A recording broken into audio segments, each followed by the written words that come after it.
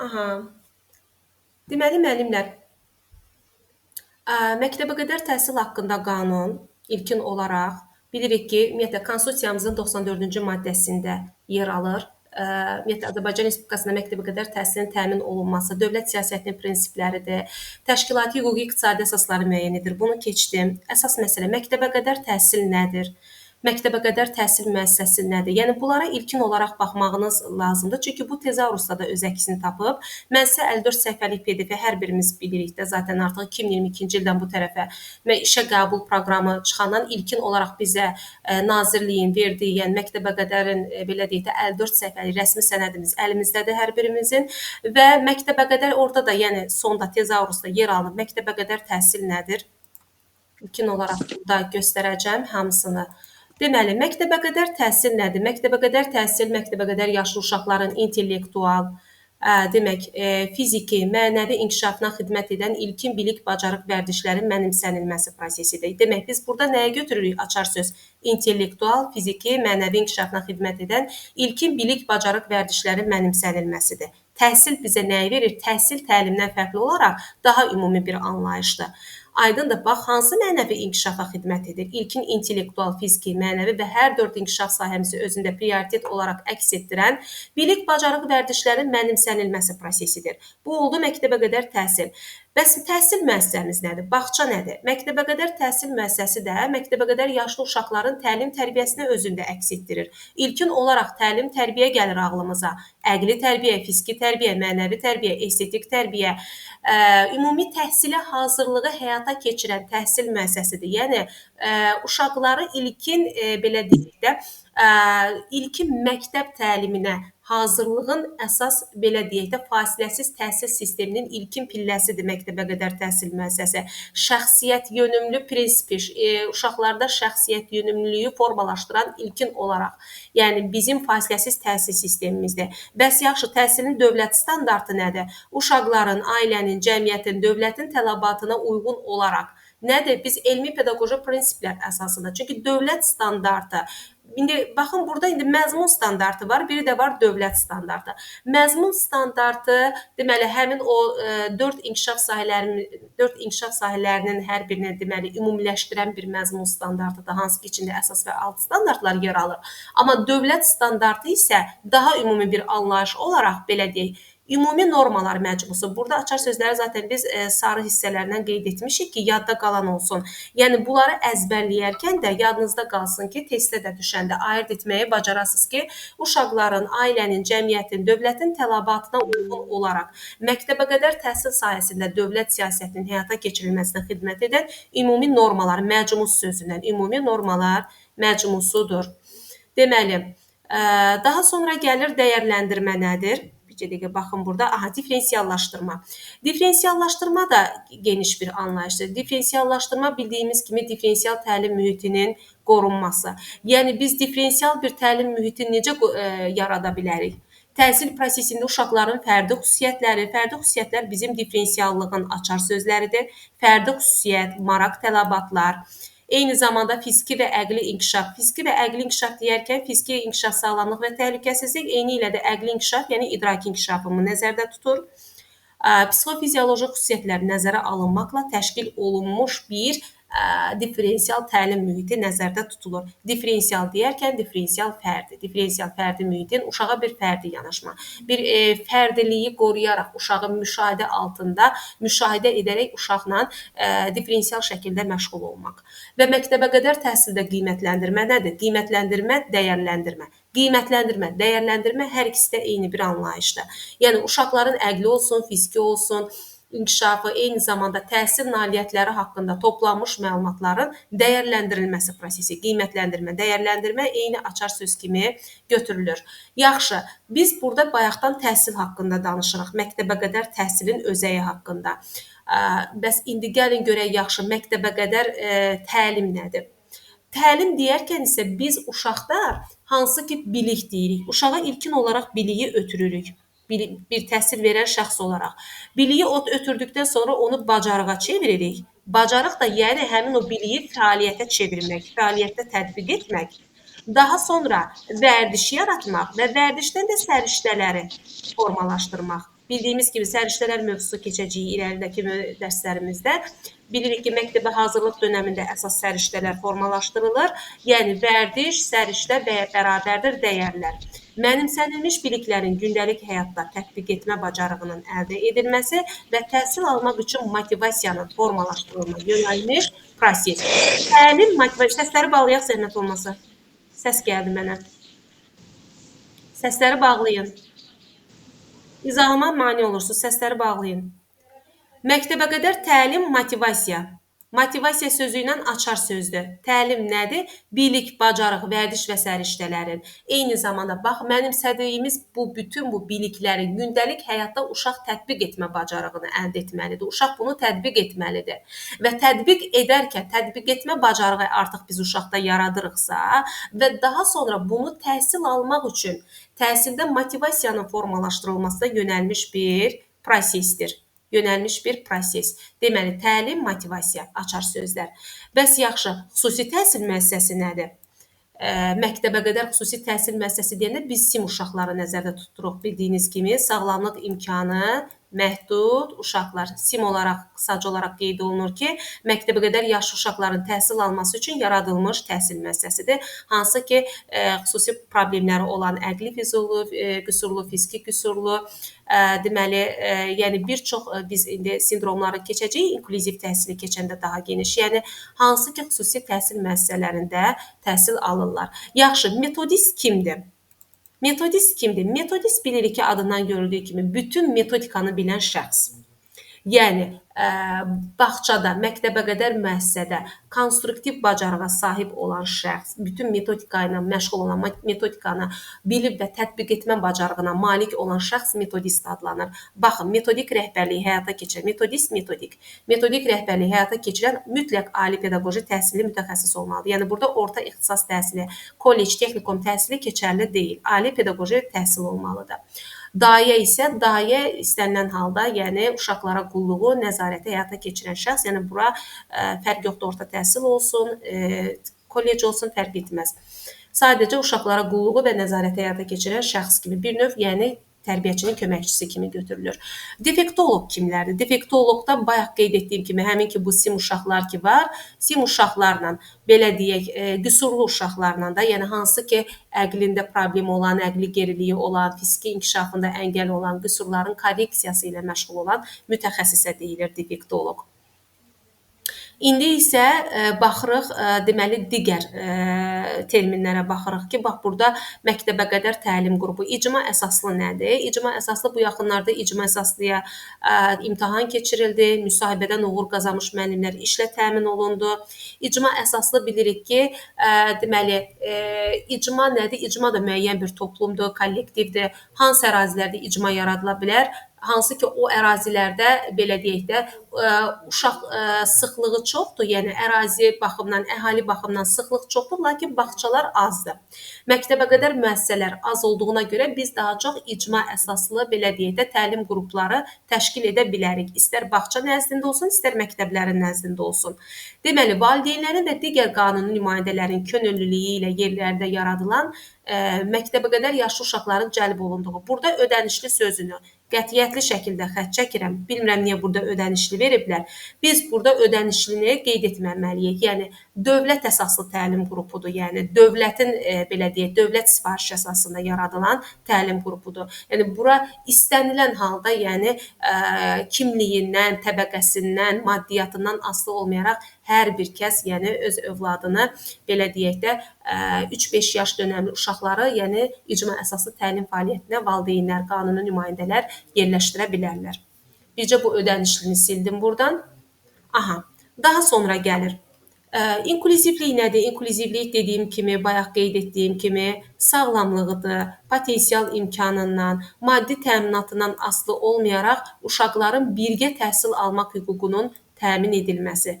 Biz nəyə görə deyirik? İnklüziv, yəni inklüziya terminidir də. İnklüziv bilirik ki, SIM uşaqların, yəni sağlamlıq imkanı məhdud uşaqların, belə deyək də, təlim tərbiyəsini öyrənən bir elmdir. Amma təhsilini öyrənən bir elmdir. Amma inklüzivlikdə bizim əsas prinsiplərimiz var ki, onlardan da ən böyük deməli prinsip uşaqların birgə təhsil almaq hüququdur. Çünki bunlar cəmiyyətin ayrılmaz bir hissəsidir. Biz əgər inklüzivlikdə tibbi modeli əsas tutsaq, tibbi model uşaqları dəstəkləmir, uşaqların bir söz azadlığı vermir, uşaqların təhsil haqqını dəstəkləmir. Tibbi model köhnə bir modeldir, yəni cəmiyyətdən təcrid edilmiş bir model sayılır. Amma sosial model günümüzdə, dövrümüzdə geniş yayılmış bir belə deyək də təhsil modelidir ki, inklüzivliyin daxilində sosial model sırf uşaqları dəstəkləyir, deməli, qüsurlu uşaqların birgə təhsilə cəlb olunmasını dəstəkləyir. Uşaqlar cəmiyyətin ayrılmaz bir belə deyək varlıqları hesab olunurlar və birgə təhsilə, bərabər imkanlara, deməli, mütəşəkkil dəstəyin göstərilməsi sosial modelin əsas belə deyək də prioriteti hesab olunur və inklüzivliyi də dedik, uşaqların birgə təhsil almaq hüququnun təmin edilməsi. Bəs yaxşı, innovasiya nədir? İnnovasiya dilimizdə çox geniş yayılmış deməli termindir. İnnovasiya deyəndə yenilik nəzərdə tutulur. İnnovativ yeniliklər deyirik, hansı ki, dövrümüzün tədqiqatları əsasında formalaşmış mütərəqqi xarakterli yeniliklər nəzərdə tutulur. İnnovasiya, yenilik. Qanuni nümayəndələr kimlərdir? Qanuni nümayəndələr uşaqların hüquqlarını, ümumiyyətlə qanun çərçivəsi daxilində uşaqların belə deyək də qanuni olaraq onların mənafelerini təmsil edən valideynlər, uşaqların hüquqlarını qoruyan valideynlər, öz valideynləri, həmçinin övladlığa götürən şəxslər, yəni onlara biz qəyyumlar deyirik. Deməli, valideyn və qəyyumlar qanuni nümayəndələr hesab olunurlar. Sonra qısa müddətli təlim qrupu. Burada qısa müddətli təlim qrupu bir növ burada məsəl üçün müəllimlər icma əsaslı məktəbə qədər təlim qrupu ilə biraz oxşarlığı var, əslində səhv salına bilər. Sadəcə olaraq fərqi odur ki, qısa müddətli təlim qrupunda belə deyək də düzdür, icma ilə oxşarlığı var. İcmada da belə deyək də təlim həftədə 4 dəfə 2 saat keçirilir. Qısa müddətli də ki, qısaldılmış gün rejimi əsasında, əslində gün ərzində 2 saat keçirilməsi ilə qısa müddətli bir deməli təlimdir əslində. Sadəcə olaraq burada da yəni valideynlərin, qanuni nümayəndələrin istəyi nəzərə alınmaqla yaş kateqoriyasına uyğun olaraq, bəli, uşaqların mütləq yaş xüsusiyyətləri nəzərə alınaraq və qısaldılmış gün rejimi əsasında təşkil olunmuş təlim qrupu, bəli, nəzərdə tutulur. Bir növ belə icma daxilində vermək olar əslində. Amma icma əsaslı təlim qrupu daha ümumi bir anlayışdır. İcma əsaslı məktəbə qədər təlim qrupu.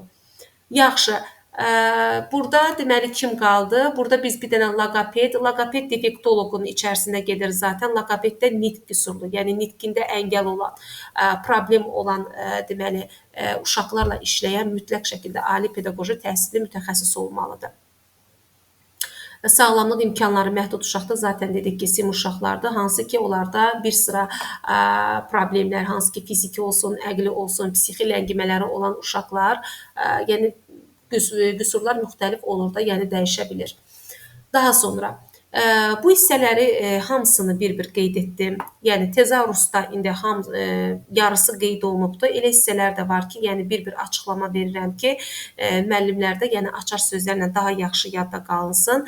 Və burada kurikulum, ümumiyyətlə kurikulum deyəndə bilirik ki, kurikulum təlim nəticələri, inkişaf sahələri üzrə məzmun standartlarını, ümumiyyətlə təhsil proqramı, kurikulum həm məzmun standartlarını özündə ehtiva edir, həm təlimin nəticələrinin qiymətləndirməsini, yəni deməli məzmun standartları, təlim nəticələri, qiymətləndirmə, dəyərləndirmə və eyni zamanda monitorinqin aparılması sistemini özündə əks etdirən dövlət sənədidir. Əsas məsələ, yəni ümumi bir anlayışdır, mütləq dövlətin tələbi qoyulan bir anlayışdır. Çünki dövlət əsaslı bir sənəddir. Təhsil proqramı, bax bu indiki keçdiyimiz kurikulumumuz, bu çərçivəmiz dövlət əsaslı bir proqramdır. Təhsildə inteqrasiya. Bax, inteqrasiyanı mən biraz aydınlıq gətirəcəm. İnteqrasiya əlaqələndirmə deməkdir. İnteqrasiya bu didaktik prinsiplərin içərisində qeyd eləyəcəm bunu. Ona görə buradan keçirəm. Və əsas yerləri burada qeyd eləyəcəm ki, hansılar vacibdir. Artıq buradan gəlir, bizim maddələr gəlir.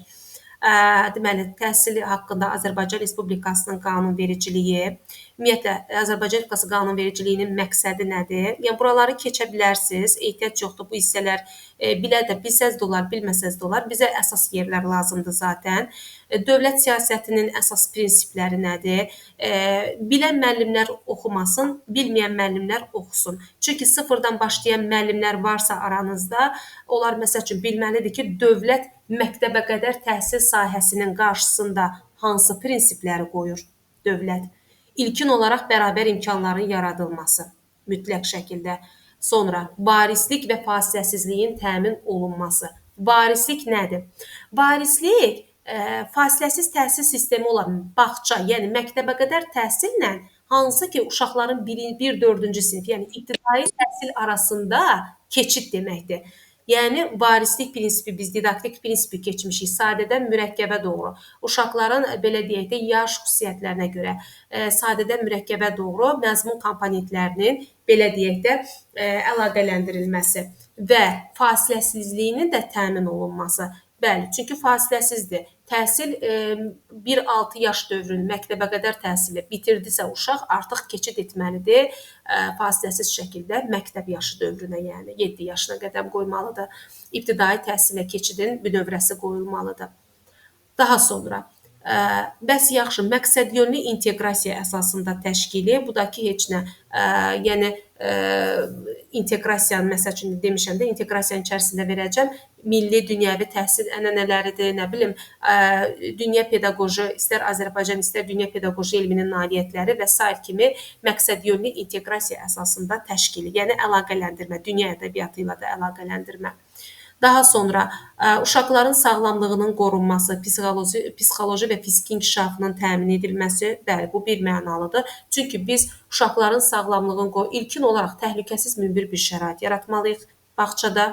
Daha sonra uşaqların biz nəyə görə fiziki inkişaf, sağlamlıq, təhlükəsizliyi birinci inkişaf sahəsi kimi vermişik? Birinci verərdik idraki inkişafda. Çünki fiziki inkişaf yer-göy qədər, yəni həyati yer, belə deyək də, su, hava qədər uşaqların həyatı üçün olduqca vacib bir inkişaf sahəmizdir. Yəni içərisində ilkin olaraq fiziki inkişaf, yəni hərəkətlilik, fiziki hərəkətlilik, gimnastika, idman hərəkətlərinin təmin olunması, uşaqların bir çevikliliyi, belə deyək, bədən akustikası, bədən hərəkətləri, bədən əzələlərinin belə deyək də təkmilləşdirilməsi, eyni zamanda təhlükəsizlik qaydalarına riayət olunması, eyni zamanda sağlamlıq qaydaları içərisində gigiyenanın, özünə xidmətin vərdişlərinin belə deyək də uşaqlara aşılanması.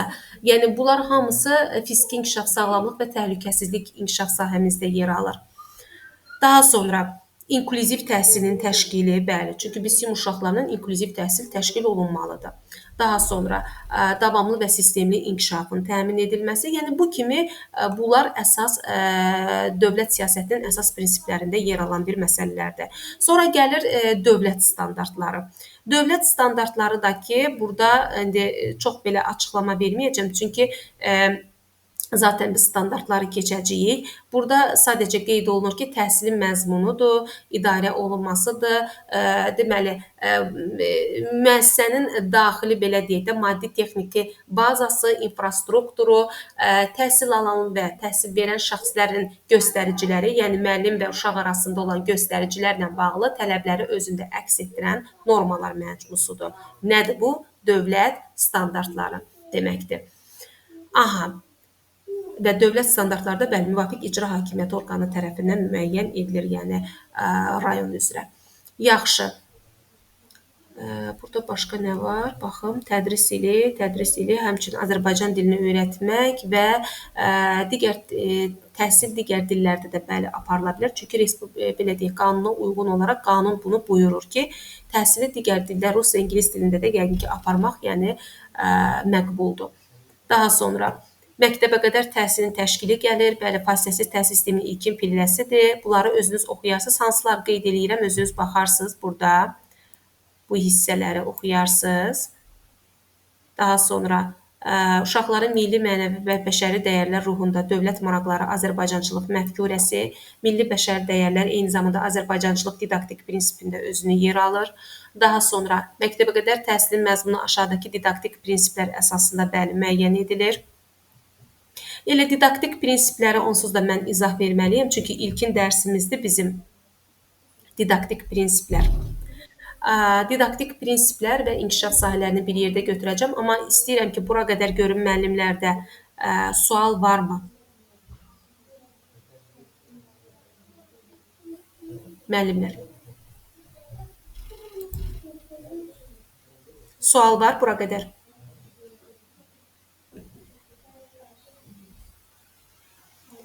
Kimdə sual var? Yəni kimin əlavəsi var?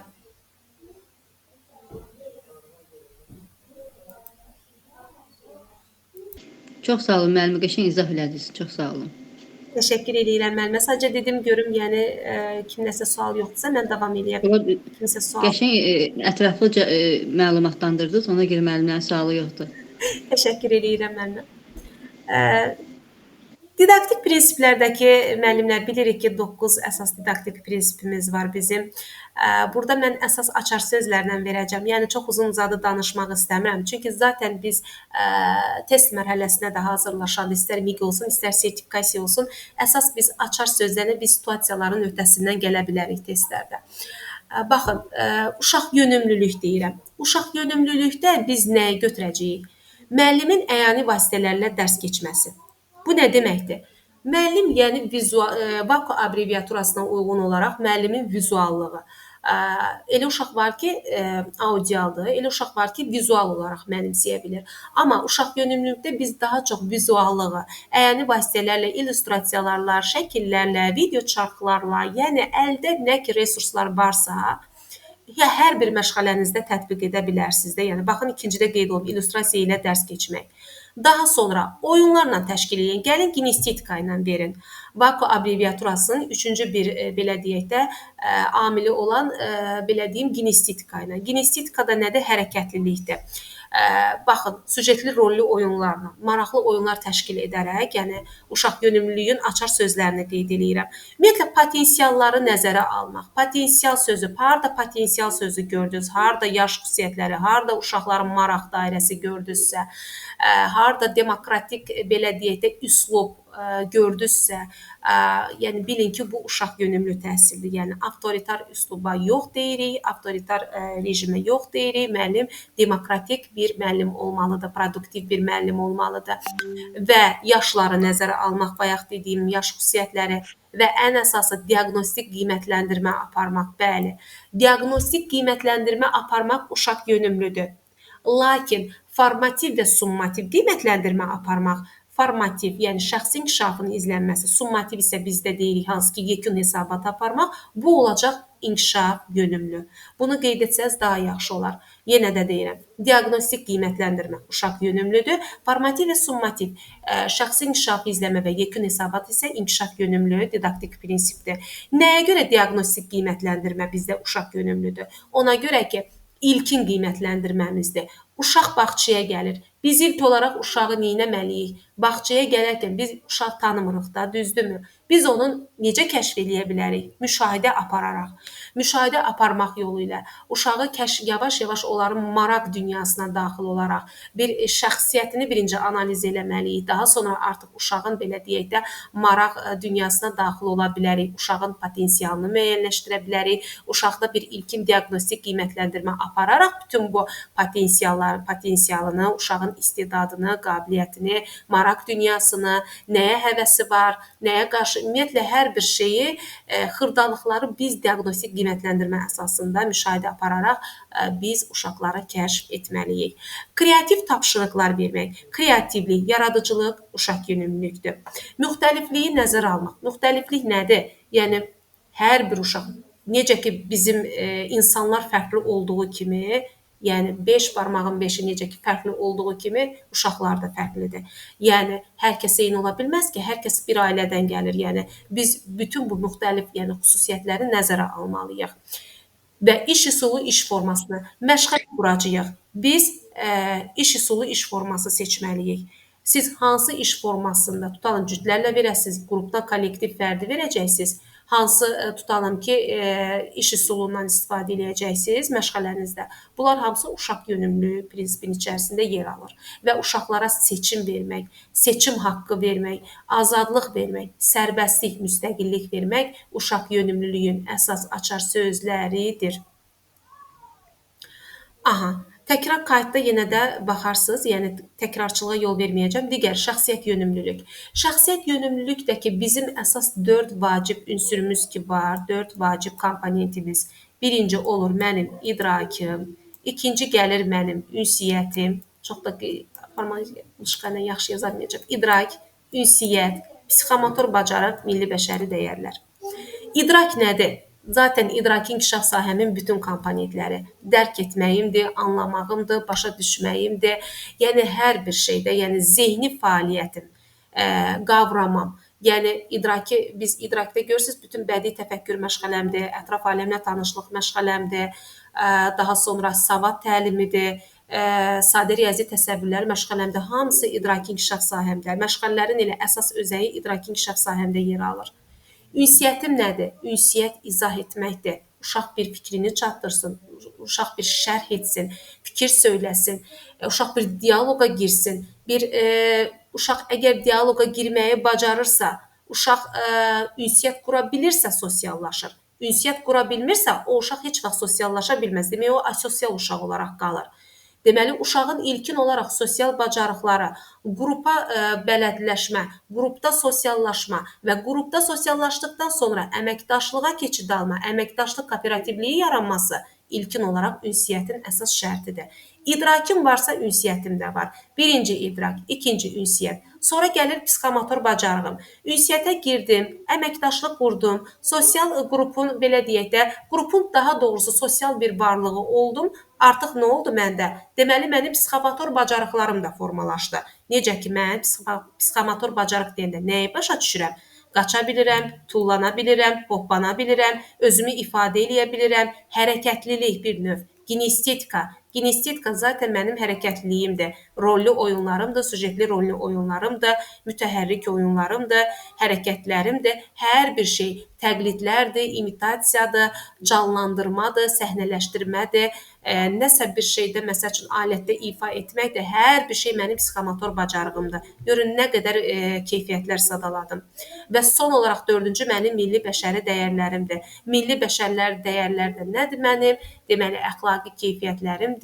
Əsas da insan hüquqları, deməli, demokratik hüquqlarına hörmət, ümumiyyətlə bizim mədəniyyət nümunələrimiz, muzeylərimizdir, memarlıq abidələrimizdir və ən əsası da mədəni müxtəlifliyi nəzərə almaqdır. Mədəni müxtəlifliyi deyərkən irqindən, dinindən, cinsindən, dilindən asılı olmayaraq, yəni hər kəsin, belə deyək də, qəbul etmək, başa düşmək.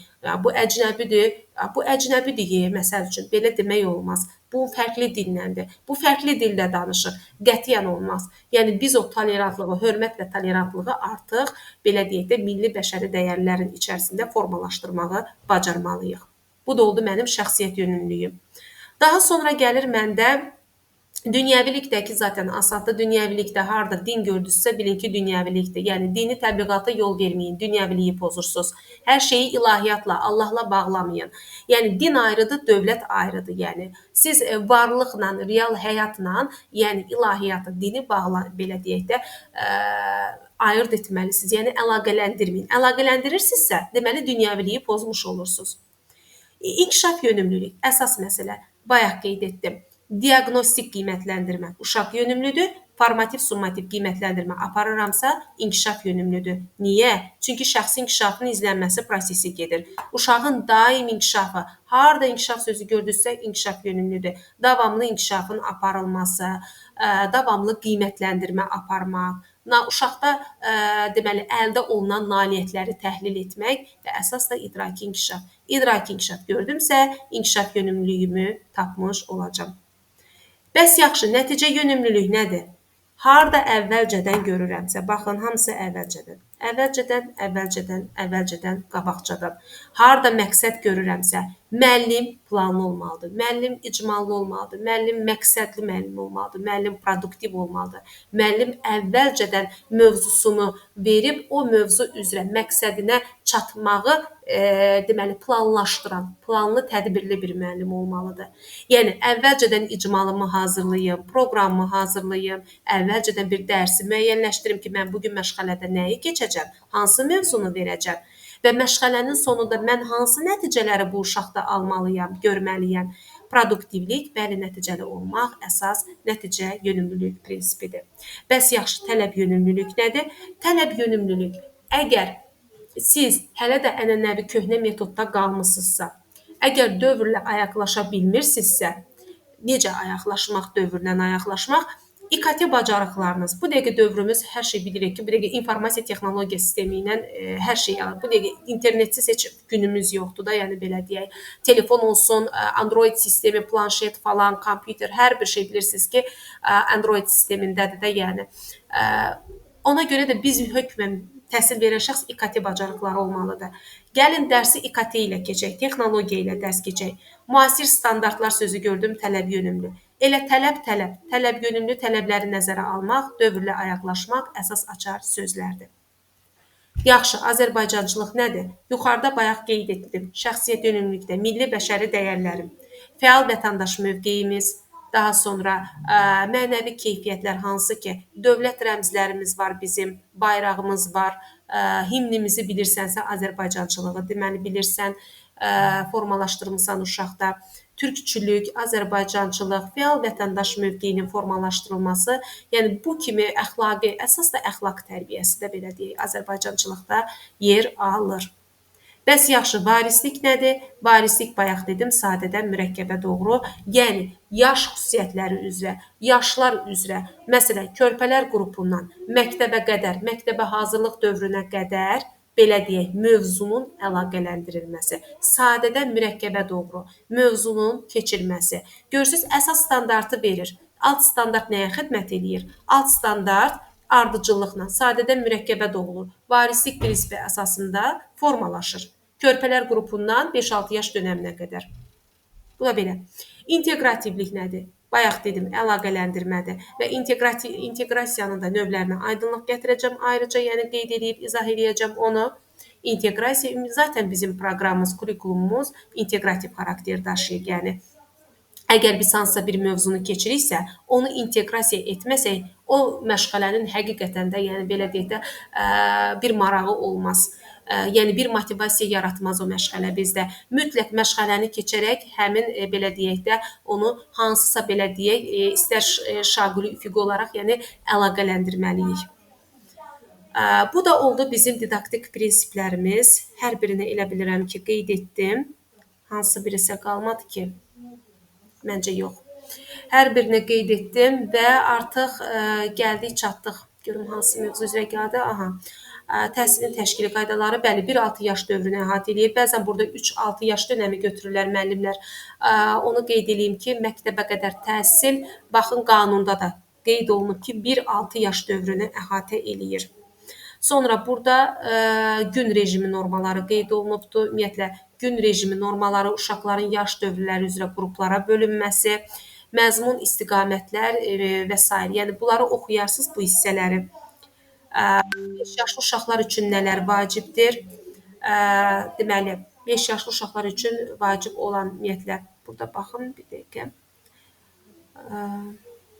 Bu hissələr. Oxuya da bilərsiniz, oxumaya da bilərsiniz əslində.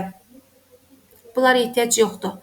Kurikulum ümumi təlim nəticələri, inkişaf sahələri və hər sahə üzrə ümumi təlim nəticələri, deməli, inkişaf sahəsi üzrə məzmun standartları, qiymətləndirmə meyarları, təlim strategiyaları, bunlar ehtiyac yoxdur. Yəni, qanunda nələr nəzərə alınıb kurikulumun tərkibində, onların maddələrin içərisində deyir, yəni burada, bu hissədə.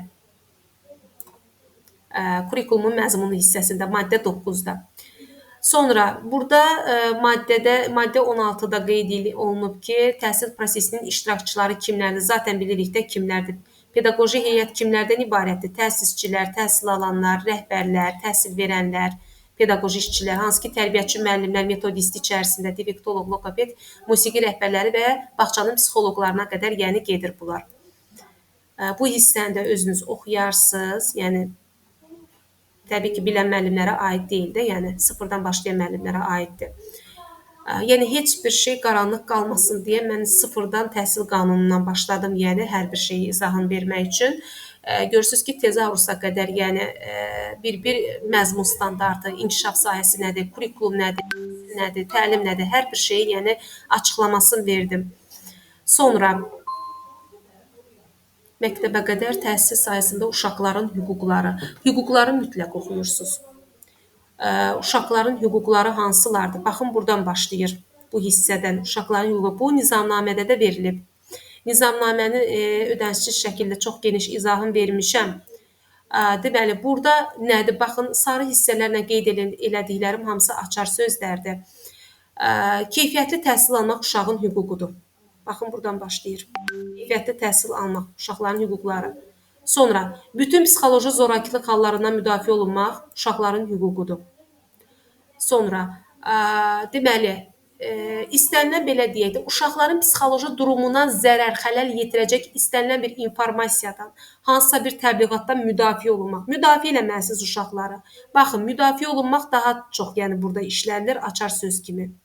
Daha sonra, ödənişsiz psixoloji yardım almaq, bəli, uşağın hüququdur. Yəni, valideynin də, uşağın da hüququdur. Çünki qanunda müəyyən olunub. Psixoloji yardım haqqında bizim qanunvericiliyimizdə var. Sonra, müəyyən olmuş normativlərə uyğun keyfiyyətli qida ilə təmin olma. Bu bir mənalıdır. Zaten işləyən müəllimlərimiz də bunu bilir, təsdiq edə bilər ki, keyfiyyətli qida ilə təmin olunmaq. Daha sonra, münasib şəraitlə təmin olunmaq. Nədir bu? Asudə vaxt deyirik, bağçada baxın, asudə vaxtın təşkili. Biz elə bütün gün bizim günümüz məşğələdən ibarət deyil ki, məşğələ, yatmaq, durmaq, yemək, qidalanmaq. Xeyr, asudə vaxtın təşkili, uşaqların istirahətinin, yəni onların əyləncələrinin səmərəli təşkil olunması, uşaqların müxtəlif, belə deyək də, asudə vaxtda uşaqlara müxtəlif oyunlar verə bilərsiniz, oyuncaqlarla uşaqlar məşğul ola bilər, hər hansı bir fəaliyyət verə bilərsiniz və sərbəst fəaliyyət. Bu zaman uşaqların, baxın, uşaq yönümlülüyü əslində nəzərdə tutur ki, yəni uşaqların meyil və maraqlarını reallaşdıra bilərsiniz. Yaradıcılıq dedik ki, kreativlik uşaq yönümlüdür. Yaradıcılıq imkanlarının inkişafı üçün münasib şəraitlə təmin olunmaq. Yəni, bu münasib şəraitlə təmin olunmaq əsas açar sözümüzdür ki, yəni təhlükəsiz, münbit bir şəraitlə, münasib şəraitlə təmin olunmaq uşaqların hüququdur. Bu qədər. Sonra gəlir təhsil verən şəxslərin, biz müəllimlərin hüquq və vəzifələri mütləq şəkildə, yəni bunlar mütləq şəkildə əzbər deyərkən başa düşəcək şəkildə, yəni əzbərdə, yəni qarışdırmamaq şərti ilə ki, bunları bilməlisiniz. Həm müsahibədə düşür, həm də test mərhələmizdə. Yəni, biz müəllim olaraq təhsil verənlərin hüquqları nələrdir? İlkin olaraq təhlükəsiz və normal iş şəraiti ilə təmin olunmaq, bu birinci əsas məsələ. Daha sonra idarə etmənin, belə deyək də, tutalım ki, təhsil prosesinin siz iştirakçısısınız da, belə deyək. Təhsil prosesinin təşkilində, ümumiyyətlə, hansısa bir təhsil layihələrində iştirak etmək istəyirsiniz. Tutalım ki, sizə təklif gəlir ki, bu idarə etməklə bağlı siz də gəlin öz təkliflərinizi irəli sürün. Bəli, irəli sürə bilərsiniz, bu onun hüququnuzdur. Yəni, hüquq nədir, vəzifə nədir, müəllimlər? Yəni, qarışdırmamaq üçün yadımızda saxlayaq ki, hüquq bizim hüquq aldığımdır, vəzifə verdiyimdir, vəzifə öhdəliyim. Hüququ edə də bilərəm, etməyə də bilərəm. O, belə deyək, loru dildə desək, bizim kefimizə, istəyimizə bağlıdır. İstəyirsən istifadə et, istəyirsən etmə, istəyirsən icra et, istəyirsən etmə, o sənin hüququndur. Yəni, istifadə etsən, etməsən də dövlət sənə bu hüququ verir, yəni bir müəllim olaraq. Amma vəzifə olaraq sən məcbursan o vəzifə öhdəliyini həyata keçirəsən. Çünki səni dövlət sənin qarşında bir tələb qoyub. Bir şəxs müəllim olaraq sənin məsuliyyətin var, vəzifə öhdəliyin var. Sən onu məcburi də olsa icra etməlisən, yerinə yetirməlisən.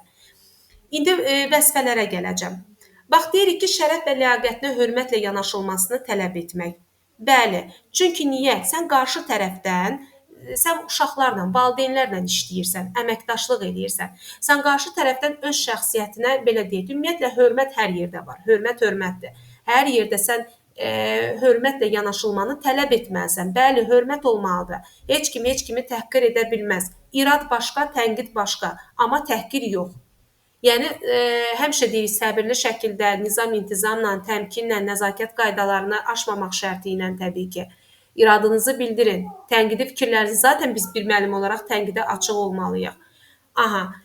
Şərəf və ləyaqət hörmətlə yanaşılmasını tələb etmək. Eynilə siz də qarşı tərəfə valideyn olaraq, uşaq olaraq hər bir kəsin şəxsiyyətinə hörmətlə yanaşmalısınız bir müəllim olaraq. Həm necə tələb eləyirsinizsə qarşı tərəfdən, hüququnuzdur, tələb eləyin. Amma sizin də vəzifə borcunuzdur ki, siz də valideynlərin, iş yoldaşları, pedaqoji heyətin şəxsiyyət deyə fərqi yoxdur uşaqdan böyüyə. Sizin də hörmət qoymaq vəzifə borcunuzdur, belə deyim. Amma mükafatlandırılmaq, təltif olunmaq, bəli, bu sizin hüququnuzdur. Yəni edə də bilərsiniz, etməyə də bilərsiniz. Tutalım ki, orada qeyd olunur ki, müəllim getsin, dərəcəsini artırsın, ixtisaslaşma etsin, nə bilim, yəni belə deyək də, məsəl üçün bakalavrdırsa getsin, magistr oxusun, dərəcə falan artırsın, bu onun hüququdur. Eləyə də bilər, eləməyə də bilər. Amma vəzifə öhdəliyinə gələndə deyirəm ki, dövlət siyasətinin həyata keçirilməsində iştirak etmək birbaşa vəzifədir. Çünki məsuliyyətlisən. Dövlət siyasəti varsa, sən məcbursan onu həyata keçirib iştirak eləyəsən də, yəni vəzifə borcundur. Peşəkarlıq səviyyəni yüksəltmək. Bir müəllim olaraq bəli, vəzifə öhdəliyinizdir. İndi bunu düzdür, hüququnda məsələn ixtisasını artırmaq əslində hüquqdur. Bayaq da qeyd etdim ki, ixtisasını artıra da bilərsən, artırmaya da bilərsən də. O sənin vəziyyətinə bağlıdır, məcburi bir şey deyil. Amma attestasiyadan keçmək, baxın, sertifikasiyadan keçmək sizin vəzifənizdir. Siz istəsəz də, istəməsəz də o sertifikasiyadan, dövlətin qoyduğu sertifikatlaşdırma imtahanından keçməlisiniz. Vəzifənizdir. Sonra təhsil alanların, yəni uşaqların vacib bilik həyati bacarıqlara yiyələnməsini təmin etməlisiniz. Bu nə deməkdir? Sizin vəzifə borcunuzdur ki, o məşğələni keçəsiniz və məşğələdə uşaqda nə isə inkişaf etdirəsiniz. Uşaq o məşğələdə nələrisə mənimsəsin də, yəni. Uşağa bilik ötürürsünüz axı. Bilik ötürürsünüz və onu fəaliyyətə çevirib tətbiq edirsiniz. Bu sizin vəzifə borcunuzdur. Yəni o uşaq o məşğələ prosesində o belə deyək də vərdişlərə, bacarıqlara yiyələnməlidir. Daha sonra daxili nizam-intizam qaydalarına bəli, çünki əmək müqaviləsində nəzərdə tutulub. Qanunda nəzərdə tutub bu vəzifə funksiyalarını yerinə yetirməlisiniz. Sonra Azərbaycançılıq, vətənpərvərlik ruhunda uşaqları tərbiyə etmək. Zaten tərbiyə varsa vəzifənizdir. Çünki sizin işiniz, peşəniz uşaqları ilkin növbədə təhsildən də, təlimdən də önəmli uşaqları tərbiyə etməkdir. Yəni milli mənəvi dəyərlərimizdir. Bayaqdan didaktik prinsiplərdən danışırıq Azərbaycançılıqdan. Yəni bunların hamısı vətənpərvərlik ruhunda tərbiyə etmək, hamısı yəni vəzifə öhdəliyimizdir. Ziyalılıq nümunəsi göstərmək nədir? Məsəl üçün deyirəm, uşağın şərəf və ləyaqətinə hörmət etmək. Pedaqoji etika və əxlaq normalarına riayət etmək. Ziyalılıq odur ki, bir böyüklük göstərməlisiniz də, bir rol modeli olmalısınız, bir nümunə olmalısınız uşaqlar üçün. Bir rol olmalısınız. Uşaq sizdən baxıb nələrsə götürür də, öyrənir, gör-götür dünyasında. Uşaq birdən-birə öyrənir ki, evdə valideynindən öyrənir, valideyn tərbiyə eləyir. Məktəbə qədər müəssisədə də ki, siz tərbiyə eləyirsiniz, yəni. Ona görə də ziyalılıq nümunəsi göstərmək vəzifə borcumuzdur.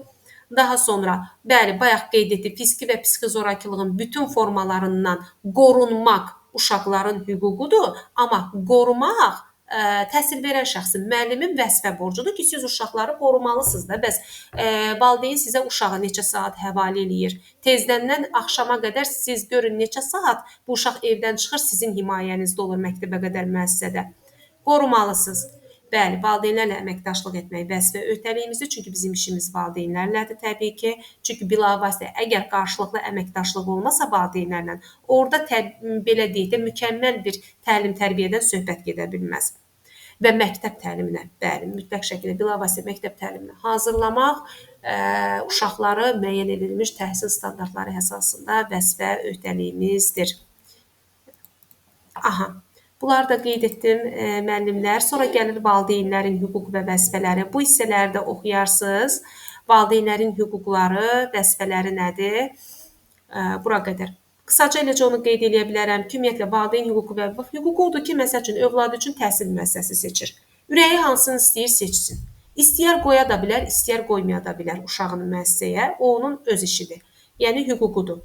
Məcburi deyil. Sonra həmin o qoyduğu müəssisə haqqında, müəssisənin daxili infrastrukturu haqqında, baxın burada qeyd olunur. Tibbi müayinə var, uşağın qidalanması var, nə bilim, təhsil prosesinin təşkili, keyfiyyəti və bu haqqda müəssisə daxili xidmətlər haqqında məlumat almaq valideynin hüququdur. Sonra uşaqların hüquq və maraqlarını müdafiə etmək, sonra mədəni kütləvi tədbirlərin təşkilində iştirak etmək, açıq qapı günləri olur, valideyn iclaslarıdır. Yəni burada iştirak etmək sizin hüququnuzdur tamamilə. Çünki övladınızla bağlı nə ki məsələlər varsa, siz yəni hüququnuzdur ki, yəni iştirak eləyəsiniz. Daha sonra təkliflər irəli sürmək, bəli, tutaq ki, hansısa resurs çatışmazlığı olarkən hansısa bir köməklik göstərə bilərsiniz, istər maddi, istər mənəvi yardım kimi. Kollektivlə əməkdaşlıq sizin hüququnuzdur. Elə valideyn var eləyir, elə valideyn var ümumiyyətlə heç əməkdaşlıq eləmir, yəni. Elə uşağı gətirir, qoyur, bir də gəlir aparır, götürür. Yəni bu valideynlərin hüququdur, məcbur eləyə bilmərik. Amma vəzifə öhdəliyi nədir? Vəzifə artıq məcburidir də. Necə ki, biz müəllimlərin vəzifə öhdəliyi olduğu kimi, valideynlərin də vəzifə öhdəliyi var ki, uşaqlarınızın inkişafına şərait yaradın.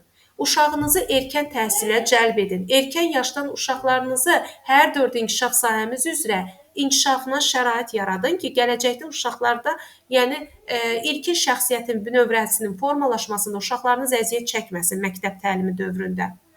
Baxın, övladını və yaxud da qəyyumdursa qəyyumluğunda olan uşağı tutalım ki, bayaq dediyim kimi Azərbaycançılıq məfkurəsində tərbiyə etmək sənin vəzifə borcunu valideyn.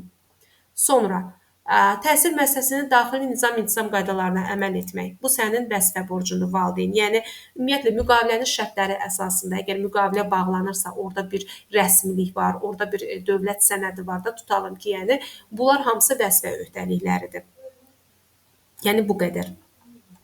Bunların hamısını, elə hüquq və vəzifələrdə hamısını qeyd etdim dərsin içərisində.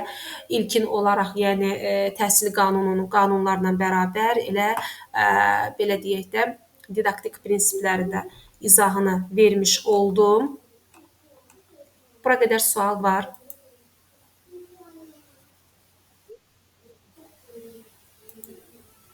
Xeyr, müəllimə, çox sağ olun. Aha, siz sağ olun müəllimlər. Var olasınız Kəmal müəllimə, çox sağ olun. Gözəl izahınıza görə. Təşəkkür edirəm müəllimlər. Sağ olun müəllimə, çox sağ olun. Allah köməyiniz olsun. Təşəkkür edirəm. Müəllimə, Aha. indi növbəti dərsimizə üzr istəyirəm. Didaktik prinsiplər və hüquq və vəzifələr olacaqmı? İnkişaf sahələri. İnkişaf sahələrdə onunla bərabər. İnkişaf sahələrində qəşəng bir xarakteristika eləyim müəllimlərim üçün. Bir dəqiqə buradan bir dəqiqə. Burada hər kəs sertifikasiyadır, yoxsa miqbar müəllimlər? Miqbar müəllim. Sıfırdan miqbar burada. Bəli, müəllimə. Aha, əla.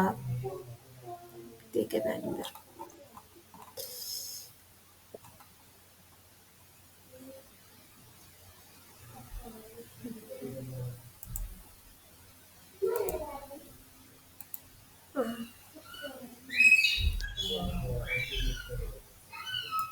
Təkrar ekranı gətirəcəm, digər PDF-ni açıram ona görə.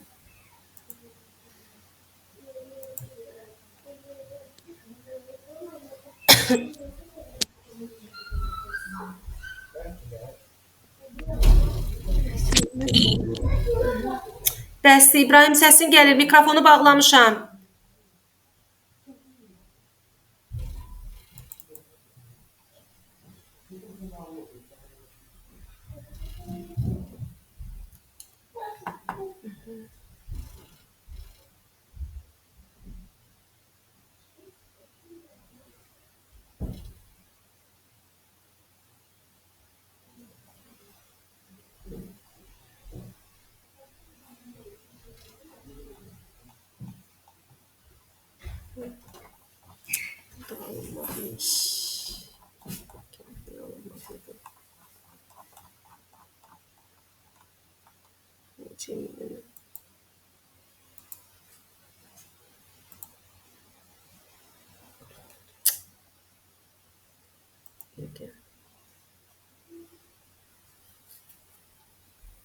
Tapdım, mən eləmişdim axı. Ayda, tapa bilmirəm.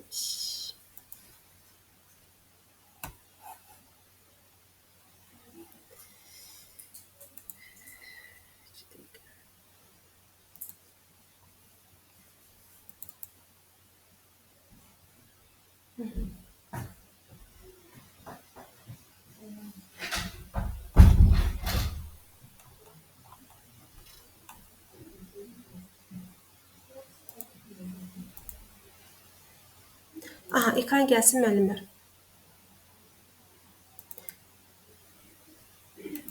Belə 54 səhifəli PDF-nin üzərində izahı verəcəm, amma əməyin növlərində qeyd edəcəm burada.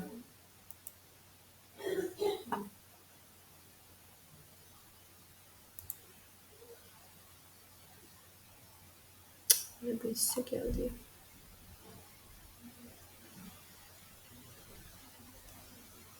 Bir dəqiqə.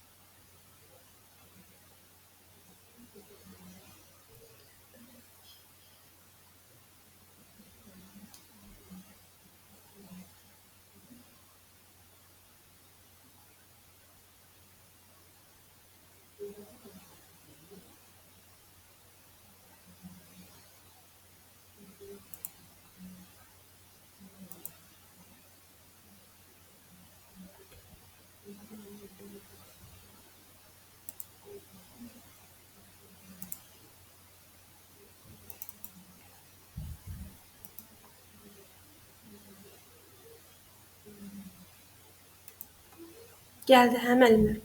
Üzrlü sayın, biraz gecikdim. Donmalıdır kompüterdə ona görə. Görünür ekran.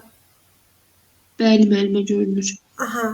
Yəni buradan vermək istəyirəm ki, bura mənə daha rahatdır. Düzdür, burada yığcandır. Yəni PDF-də özünüz bilirsiniz də, yəni qısa yazılıbdır, amma ətraflı izah vermək istəyirəm. Həm də elə içərisində əməyin növləri də yer alsın.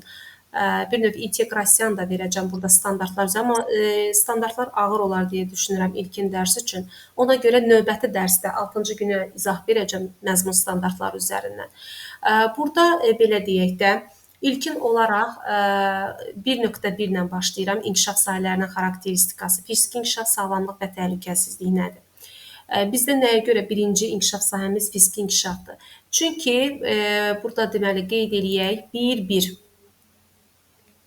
1.1 mənim deməli gəlir fiziki hərəkətləri yerinə yetirir. Əvvəla onu qeyd edeyim ki, burada biz bayaqdan tezarusda danışırıq məzmun xətti, ümumiyyətlə məzmun standartı, məzmun xətti nədir, əsas standart, alt standart falan.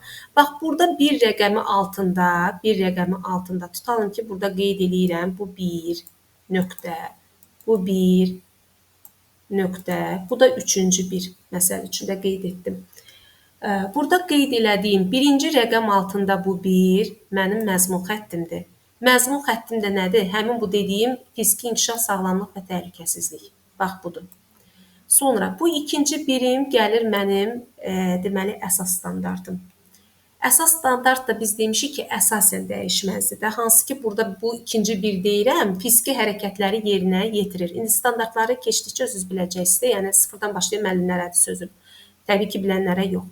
Üçüncü birim isə mənim alt standartımın göstəricisidir. Yəni, üçüncü rəqəm altında. Təbii ki, bu rəqəmlər dəyişə də bilər, bilirsiniz. Sadəcə ilkin olaraq birinci inkişaf sahəm olan bu fiziki inkişaf sağlamlıqdan başladığıma görə Yəni mən bunun ilkin olaraq 1.1 əsas standartı fiziki hərəkətləri yerinə yetirilir. Üçüncü biri olan alt standartı sadə fiziki hərəkətlərlə başlayıram ki, yəni burada birinci rəqəm məzmun xəttinin göstəricisidir. Məzmun xəttdə bildiyimiz kimi ana xəttdir, leytmotivdir, heç bir zaman dəyişmir. Bünövrə rol oynayır, hansı ki fiziki inkişaf sağlamlıq və təhlükəsizlik oldu mənim bu birinci birim. İnkişaf sahəmizin adını göstərir.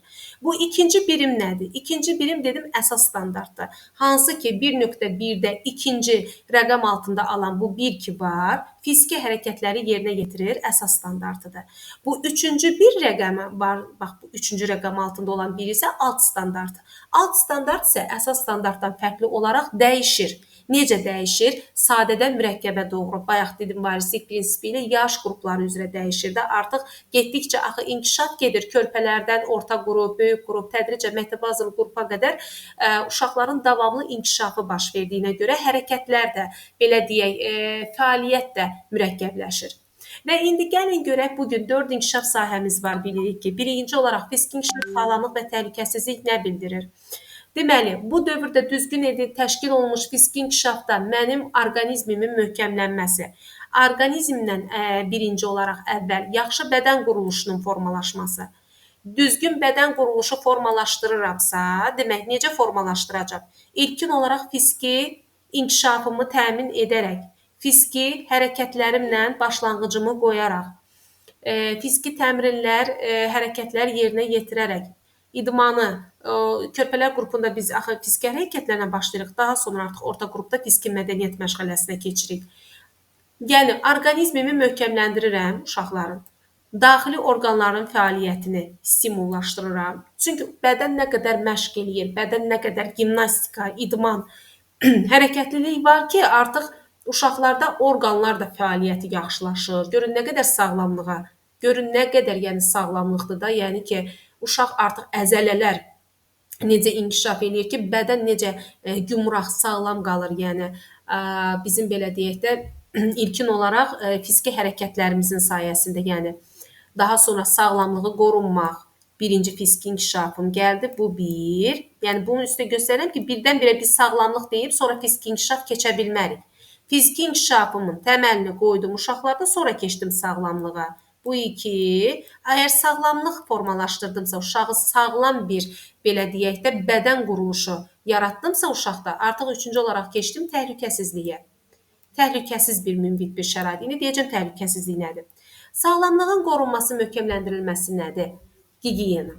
Hər şey gigiyenadan, sanitar təmizlikdən başlayır. Yəni, sağlamlaşdırıcı tədbirlər, biz baxın, bağçada havadır, günəş və sudan geniş düzgün istifadə etmək, su, əllərini düzgün yumaq qaydası, sabundan orta qrupda ilk dəfə sabundan istifadə qaydalarını uşaqlara mənimsətmək, daha sonra rasional qidalanmadır, sağlamlığın bir növrəsi, düzgün rasional rejimi, vaxtı-vaxtında gün ərzində qidalanmanı, gimnastikanı, düzgün gün rejiminin qurulması ən vacib məsələlərdən biri, müəllimin təşkilatçılıq qabiliyyətini əks etdirən düzgün gün rejimi, yuxusu var, asudə vaxtı var, təlim prosesi, məşğələ prosesi var, qidalanma vaxtı var. Bunların heç birini, yəni ötürmək olmaz vaxtını. Ardıcıl və sistematik şəkildə, belə deyək də, icra olunmalıdır və fiziki aktivlik uşaqların sağlam həyat tərzi keçirmələrini təmin edir.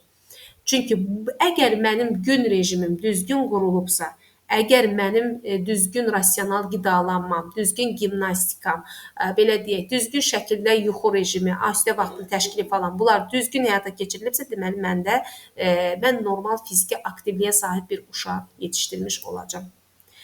Daha sonra gəlir burada deməli böyük-kiçik motorika. Fiziki inkişafa nələr daxildir müəllimlər? Bilirik ki, böyük-kiçik motorika.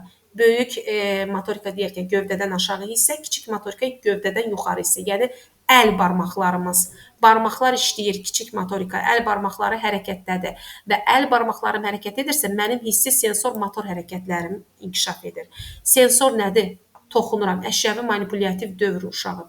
Sensor, hiss edərək, toxunaraq kəşf etmə, əşyaları toxunaraq, belə deyək də, lamisə üzvlərimiz, sensor üzvlərimiz vasitəsilə biz əşyanın, belə deyək də, kəşf edirik, toxunaraq. Və daha sonra gəlir bizdə artıq təhlükə və bura qədər sağlamlıqdır. Sağlamlığı qeyd etdim, bax bu hissəyə qədər. Daha sonra buradan gəlir artıq, qara ilə qeyd edeyim, təhlükəsizlik. Təhlükəsizlik də ki, biz uşaqlara təhlükəsizliyi necə vərdişi öyrədə bilərik, yəni hansı qaydalarla? Yol hərəkəti qaydaları var. Ekstremal vəziyyətlərdə, çətin bir vəziyyətlərdə anidən təcili baş vermiş bir hadisə ola bilər. Yəni Allah uzaq eləsin də, o təhlükəli situasiyalar heç birimiz sığortalanmamışıq. Həmin vəziyyətlərdə necə hərəkət etmək, həmin situasiyalardan necə çıxa bilmək bacarığı, yəni yaratmaq. İlkin təsəvvürlər formalaşdırmalısınız uşaqlarda. Baxın, məişətdə ehtiyatlı davran. Məişət nədir? Gündəlik həyatımızda. İstər otaqda olsun, evdə olsun, qrup otağında olsun. Yəni, əşyalarla təhlükəsiz davran. Bu bıçaqdır, əlini kəsərsən. Bu çəngəldir, batırarsan, gözünə dəyər. Qələmdir, körpəsən, gözünə dəyər. Yəni, tokdan istifadə eləmə. Tokdur, telefonun şnurudur, taxarsan toka, Allah uzaq eləsin də. Yəni, bu hamısı məişətdəki təhlükəli anlardan danışıram da, yəni. Məişətdə ehtiyatlı davranmanı öyrətdim. Sonra gəldik indi ictimaiyyət içərisinə, küçədə. Artıq çöldə, bayırda uşaqlarla mədəni davranmaq qaydalarını mənimsəmək lazımdır. İstər yaşıdları ilə, istər böyüklərə qarşı, istər tanımadığı belə insanlara qarşı nəzakətli davranmaq qaydalarını öyrətmək. Yəni, təbii hadisələr, yanğın zamanı vəziyyətdən çıxmaq qaydalarının mənimsənilməsi. Bunlar hamısı bizim, belə deyək də, standartımızda yer alıb. Hamısı məzmun standartlarını keçəndə, yəni qeyd edəcəm. 1.3 bizim təhlükəsizlik zaten standartımızdır. Sonra gəlir bizdə idrakin inkişafı. Yəni, bu oldu bizim fiziki inkişaf. Sonra gəldi ikinci əsas məsələ olan bizim ən ağır, belə deyək də, zehni fəaliyyət tələb edən uşağın beyninin özəyi olan idraki inkişaf sahəmiz.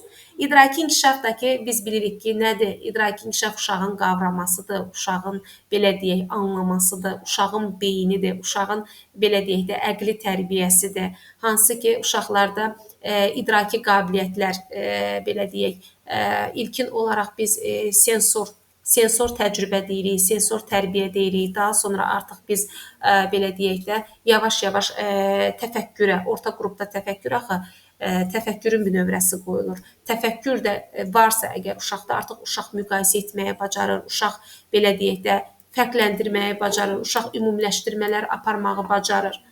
Ətraf aləm haqqında ilkin təsəvvürlər. Bax, ətraf aləmlə tanışlıq məşğələmiz gəldi idraki inkişafda.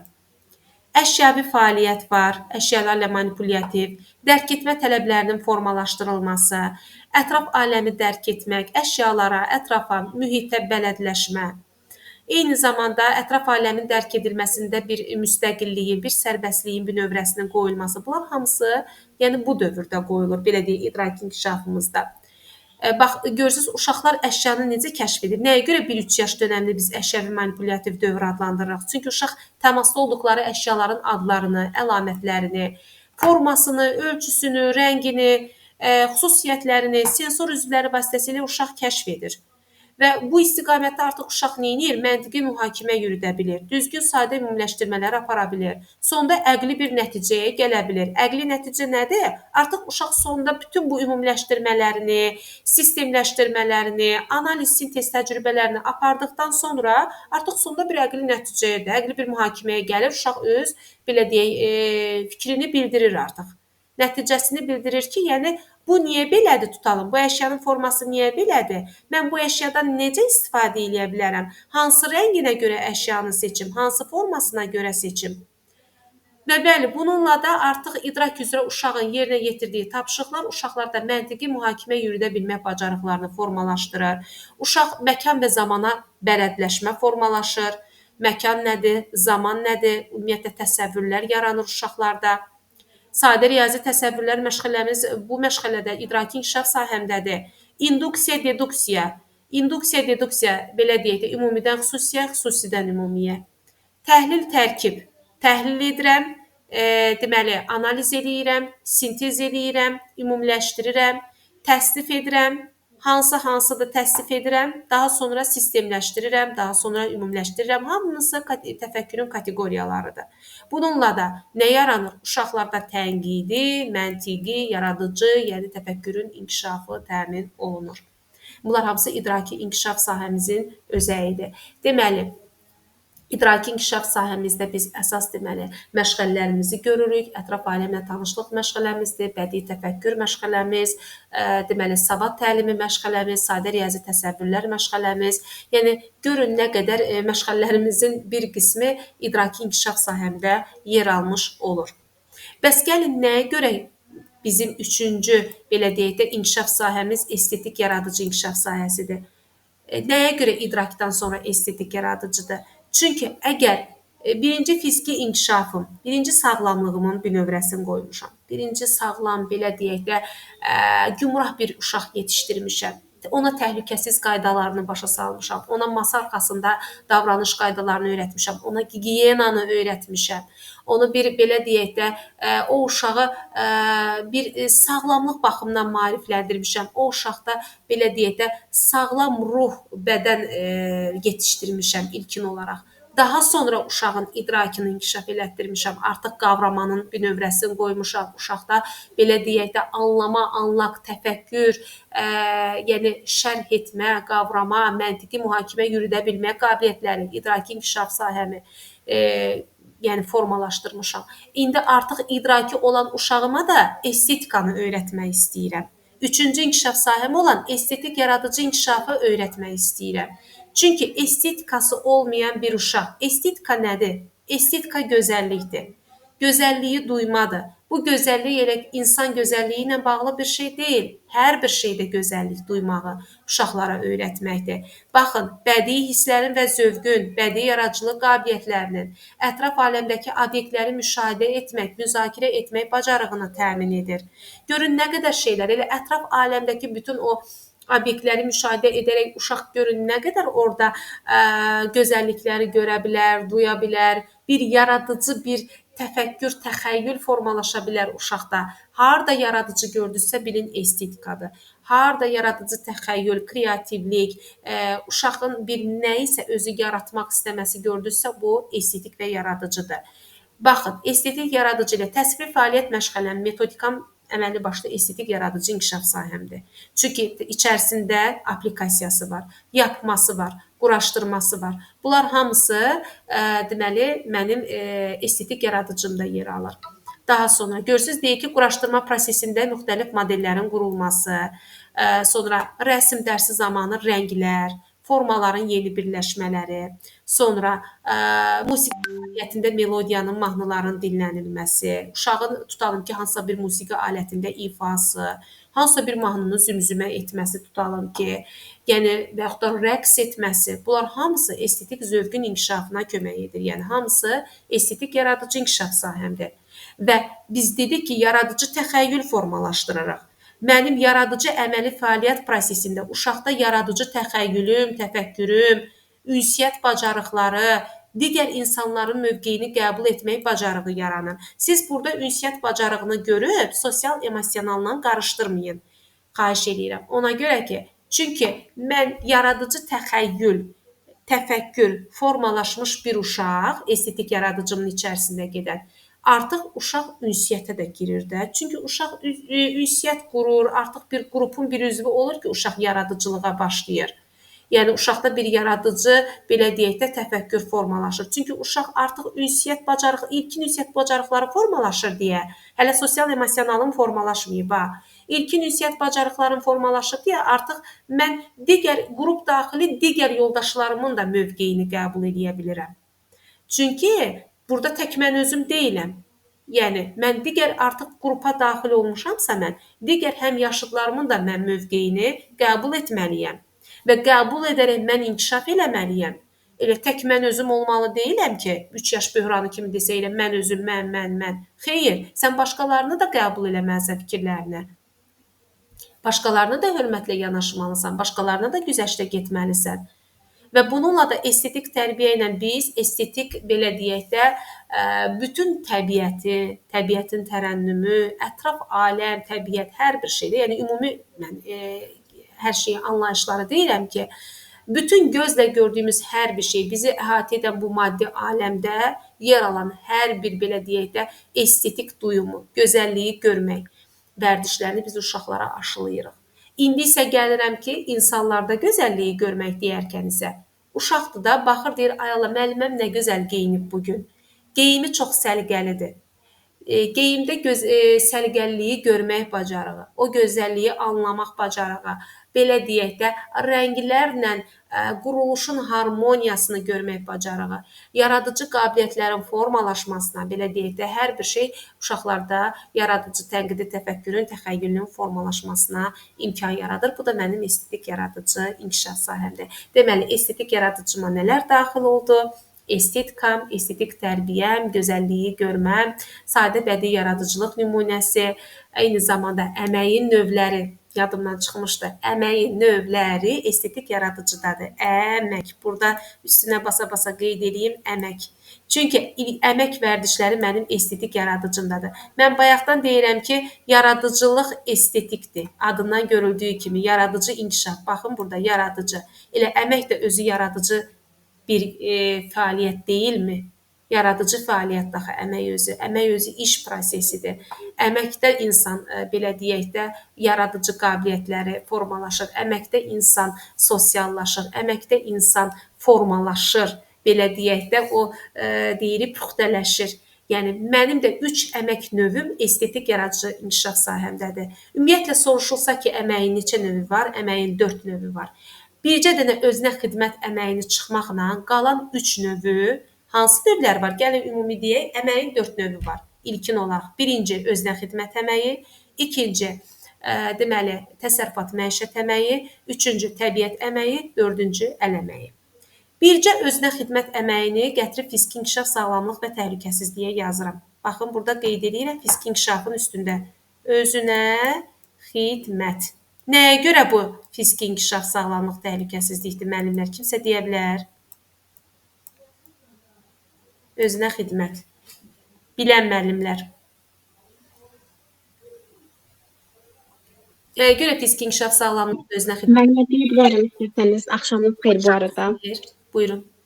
Mən də çünki burada uşaq gigiyena vərdişləridir, əl üz yumadır, dişləri fırçalamadır, paltarını təmiz saxlamadır. Ona görə bu fiziki inkişaf, sağlamlıq və təhlükəsizliyə aiddir. Yəni gigiyena qaydalarına görə. Ay, sağ ol. Yəni, sırf burada, baxın müəllimə, deyirəm ki, uşaq səliqəli yatağını yığışdırır. Nədir bu? Öz üzərində bunu tətbiq edirsə, məncə özünə xidmətdir müəllimə. Amma hər hansı yığışdırır, səliqəyə salırsa, bu məişət Ay, təsərrüfatıdır. sağ ol. Deməli, hər təmizliyi biz özünə xidmət, hər səliqəni özünə xidmət götürə bilmərik də, Xeyr. doğrudur. Bəli. Öz Bəli, deyir, müəllim. adından görüldüyü kimi özünə xidmət. Demir ki, kiməsə Çox xidmət. doğru. Özünə xidmət deyir də. Bu insan özü saçını rahat daraya bilirsə, səhər durub bağçaya Dişlərini gedib fırçalayırsa, bəli, bir özünə əl gəzdirə bilirsə, təbii ki, qanan uşaqdan söhbət gedir. Bəli. Körpədən danışmıram, Düzdür, artıq orta qrupdan bu tərəfə. Bu uşaq səliqəli, belə deyək, salfetdən istifadə etmək qaydası varsa, tam rahat şəkildə tutalım ki, özünə belə deyək də, gigiyenasına fikir verə bilirsə, siz deməli dişini fırçalaya bilirsə, daraya bilirsə, səliqəli şəkildə, ən azından bir ayaqqabının bağını bağlaya bilirsə, köynəyini düymələyib aça bilirsə, görün nə qədər həm xırda kiçik motorika, fiziki inkişaf, kiçik motorika inkişaf eləyir. Həm də elə özü, sağlamlıq var burada. Sağlamlıq var, gigiyena var. Peki müəllimə, bunlar hər biri standartda öz əksini tapır və orada da söylənilir bir ardıcıllıqla. Bəli, standartlara gələndə çox geniş şəkildə verəcəm müəllimlər. İlk dərsi mən heç kimi standartlarla yükləyə bilmərəm. Böyük bir günahlar. Doğrudur. Bəli. Təşəkkür edirəm müəllimə. Adınızı görmürəm QDT-dəyəm. Təşəkkür edirəm. Səbinə müəllimədir. Çox sağ olun müəllimə. Təşəkkürlər. Amma digər müəllimlər, bildiniz də, özünə xidmət oldu fiziki inkişaf sağlamlıqda.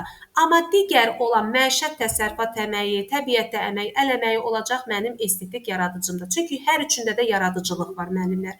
Məişət təsərrüfat əməyində, baxın, evimizi yığışdırmırıq gündəlik. Evdar işlər deyirik, yəni ev xanımlarının gördüyü işlər. Evimizi yığışdırdığımız kimi biz bir müəssisədə də bir oturub durduğumuz yeri təmizləməliyik də, bir yığışdırmalıyıq, bir indi uşaqlara o vərdişləri aşlamalıyıq da. Ay uşaq, oynadın, qurtardın, oyuncaqları yığışdır, səliqəyə sal, ətrafı topla, tutalım. Yemək zamanıdır, nahar vaxtıdır, yemək yedik, gəlin kömək eləyin, qabları yığışdıralım. Təbii ki, böyük qrup uşaqlarla söhbət gedir, körpələrə demirik. Yəni bir süfrə mədəniyyəti formalaşdırırıq da uşaqlarda yavaş-yavaş. Bu olur məişət təsərrüfat əməyi, adından görüldüyü kimi. Fəaliyyət var, əmək var, zəhmət var, estetik yaradıcıdır. Sonra təbiətdə əmək zaten birbaşa estetik yaradıcıdır. Təbiətin tərənnümü. Təbiətdə əmək nədir?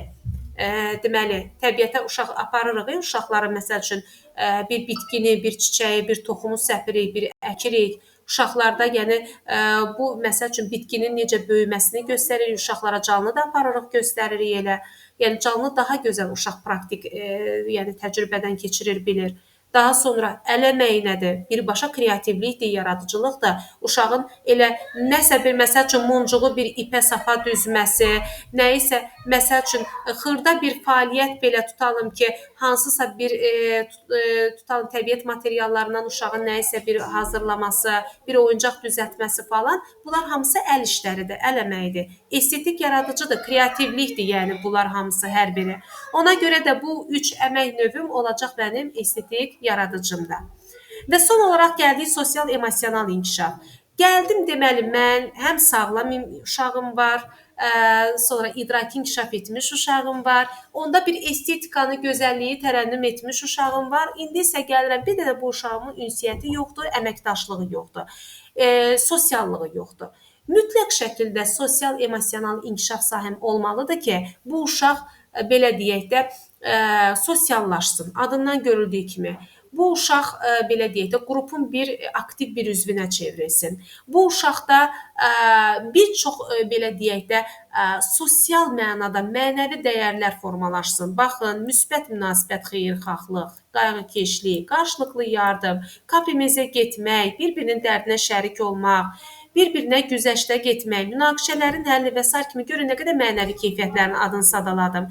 Bunların hamısını mən sosial emosional inkişaf vasitəsilə uşaqlarda formalaşdırıram. Uşaqları birgə oyuna, baxın, ən böyük, yəni mənim bilirsiniz, məktəbə qədər olmazsa olmazı siz bilirsiniz ki, oyunlardır. Oyun vasitəsilə uşaq oyun sosial emosional inkişaf sahəmdə daha düzdür. Oyunlar hər dörd inkişaf sahəsini özündə ehtiva eləyir, söz yox. Amma əsas uşaq oyunda sosiallaşır.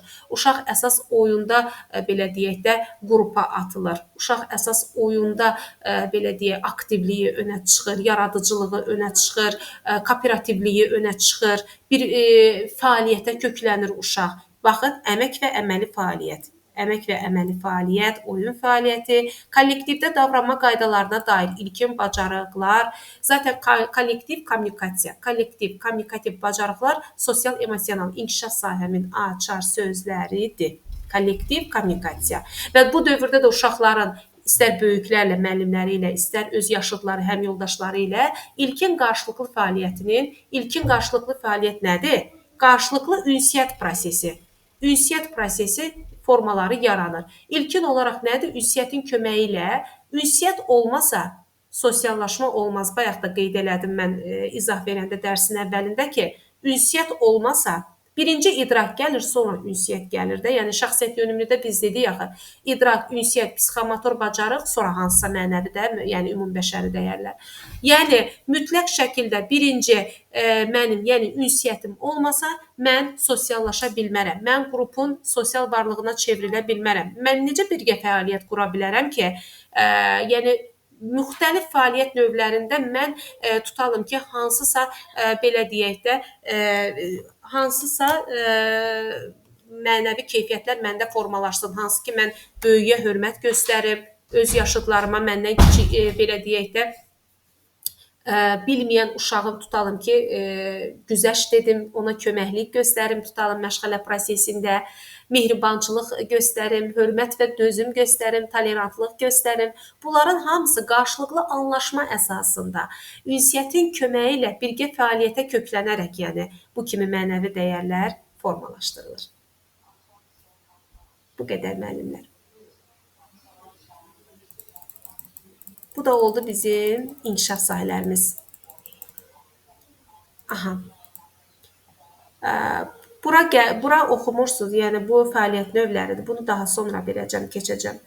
İnkişaf sahələrini ilə buradan baxın, oxuyun. Sıfırdan başlayan müəllimlərimizə aiddir təbii ki, yəni bilənlər bilir zaten. Və ayrıca geniş video izahını da atacağım. Video izaha da baxın. Çünki ilkin başlayan müəllimlər üçün qeyd edirəm. Zaten bilən müəllimlərə asandır, rahatdır. Yəni əsas sıfırdan sertifikasiyaya başlayan və MİQ-ə hazırlaşan müəllimlərimizə aiddir də, yəni bu dediklərim. Çox sağ olun müəllimə. Siz sağ olun canım. Yəni əməyin növlərini də izahını verdim. İnkişaf sahələri içərisində didaktik prinsiplər də verdim, təhsil qanunlarına da toxundum, hüquq vəzifələri də danışdım. Yəni ilk dərs üçün heç bir mövzu qalmadı. Yəni qrup atdıqlarımdan. Bu mövzuların üzərində işləyəndən sonra sual-cavab təşkil olunacaq, yoxsa necə? Əlbəttə ki, sual-cavablar gələn dərs 6-cı gün sorğu-sualdır. 6-cı gün. Bəli, bəli. Hı. 6-cı gün sorğu-sual edib sonra ümumi bir sınaq, ilk dərs üzrə ümumi bir test verəcəm. Canlı oxuyacaqsınız dərsdə. Ona görə yaxşı oxuyun dərsi. Situasiya tipli test 6-cı günə hazır olun. Fatimə müəllimə. Fatimə müəllimə, Çox sağ olun. Rahlə müəllimə. Yəni siz sağ olun. Yaxşı oxuyun. Çünki bilirsiniz nəyə görə? İlkin dərslərdir də. İndi mən çox yükləmirəm. Əməkdir, rahat mövzudur.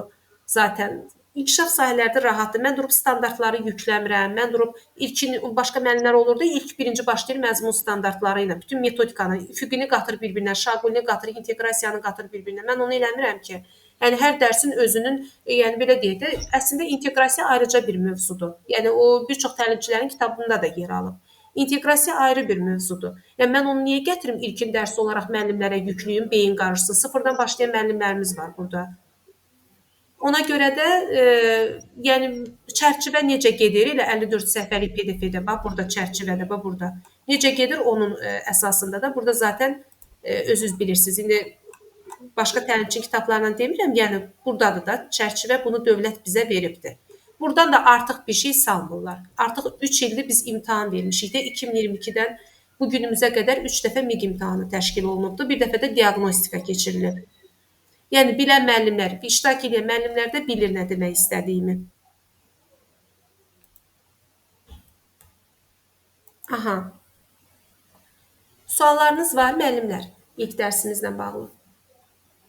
Müəllimə, bu verdiyiniz bu testlərin də öyrənməlikdə hamısını gələn dəfəyə hazır olmaqda 6-cı günə qədər. Bəli, Bu bəli. bir sıfırdan Kəmalə müəllimə, bu sıfırdan başlayan müəllimləri də biraz nəzərdə alın da. Narahat olmayın. Keçib də zəhmətinizdən biz biraz sıfırdan başlamışıq. Bilirəm, Gecikmişik. bilirəm. Qurban sizə. Narahat olmayın. Bizi biraz nəzərdə saxlayın. Narahat olmayın. Zaten Biz həftədə yerdə 2 qalmışıq. dəfədir. Bilirəm müəllimə. 3-6-cı günlərdir də çox- dərsimiz. Həftədə 2 dəfədir. Hə. 6-cı günü Hə. biz testi işləyək. İstəsəz nə qalsa problem deyil. 3-cü günü mən sizdən soruşaram. 3-cü günə qədər Başa vaxtınız düşdüm. olacaq. Başa düşdüm qurban sənə. Başa düşdüm Narahat qadanım. olmayın Başa müəllimə. düşdüm. Mən tam Hə, mənimsəməm sağ olun. keçməyəcəm. Çünki proqram zaten ya 3 aylıq götürmüşük də müəllimlər. Yəni Rəhlə müəllim. Hə, bilmirəm. Bu sürət Hə, oldu. falan deyil ki, mən qaçım, yəni narahat olmayın. Tam Çox sağ ol müəllimə. Ay sağ ol. Hə. Burada bilsəm ki, tam Çox mənim sağ ol, qanuni öpürəm. cavablarınız Ötürəm müəllimə. Hələlik ki yaxşı başlamışıq. İnşallah yaxşı olar. İnşallah müəllimə, inşallah. Ona görə də mən görsəm ki, mənimsəmisiniz, üzəyim istədiyim kimidir. Testi də rahat mənlə canlıda işləyəcəksiniz. Bax burada dərs prosesində yenə bax belə ekranı gətirəcəm, testi bir-bir oxuyacaqsınız. Görsəm istədiyim kimi gedirsiniz, növbəti mövzunu göndərəcəm rahat. Hə, çox sağ ol müəllim. Çox sağ olun. Siz sağ olun. Çox xahişim budur ki, məsuliyyətli şəkildə davranaq. Başa düşürəm, iş Ya, adamısınız, ol. işləyirsiniz, çətindir. Yəni nəzərə alaq ki, vaxt qarşıda yəni imtahan gözləyir də bizi. İndidən elə başlamağınız yaxşı oldu sizin üçün müəllimə. Hə, onsuz da müəllimə sizdən əl çəkəsi deyilik. Tam hazır olmayınca. Onsuz da əl çəkən deyilik sizdən. İnşallah, inşallah müəllimə canım. Hə, oldu. Oldu müəllimə. Sağ ol. Çox sağ ol. Mənim üçün mən təşəkkür edirəm. Rahlə müəllimə, təşəkkür edirəm. Sağ ol Mən qadınım. göndərəcəm Sağ ol. yazımda. Çox sağ olun. Siz sağ olun, buyurun. Çıxa Sağ bilərsiniz ol. siz. Sağ ol. Digər müəllimlər? Sualınız var müəllimlər? Xeyr müəllimə, çox sağ olun. Aha, siz sağ olun. Kaydı göndərəcəm. Qayda mən yenidən baxacağam Mütləq. başda. Hı -hı.